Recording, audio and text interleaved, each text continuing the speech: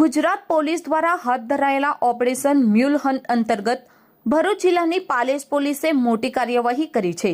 પોલીસે ₹48.54 લાખની સાયબર ઠગાઈના કેસમાં સંડોવાયેલા 2 આરોપીઓને ઝડપી પાડ્યા છે।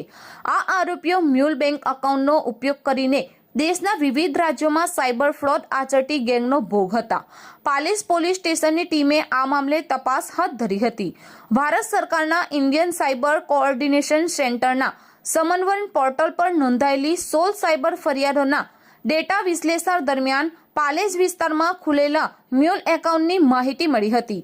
તપાસમાં સામે આવ્યું કે HDFC અને બંધન બેંકમાં ખુલેલા એકાઉન્ટ્સ મારફતે આરોપીઓ હિફઝલ મોહમ્મદ પોલા, નોશીના બાનુ મિયા અહમદ શેખ અને અયાન ખાન અય્યુબ ખાન પઠાણ દ્વારા દિલ્હી, તેલંગાણા અને કર્ણાટક સહિતના રાજ્યોમાં થયેલી સાયબર ઠગાઈના નાણાં સગેવગે કરવામાં આવ્યા હતા। પ્રાથમિક તપાસમાં જાણવા મળ્યું છે કે આરોપીઓએ કમિશનની લાલચમાં પોતાના બેંક એકાઉન્ટ ભાડે આપી સાયબર ફ્રોડની રકમ ટ્રાન્સફર કરાવવામાં મદદ કરી હતી। કુલ ₹48,54,027ની છેતરપિંડી આચરવામાં આવી હોવાનું નોંધાયું છે। આ મામલે પાલેજ પોલીસ સ્ટેશનમાં BNSની કલમો હેઠળ ગુનો નોંધી વધુ કાર્યવાહી હાથ ધરવામાં આવી છે। પોલીસે વોન્ટેડ આરોપી અયાન ખાન અય્યુબ ખાન પઠાણને પકડવા માટે પણ કાર્યવાહી શરૂ કરી છે।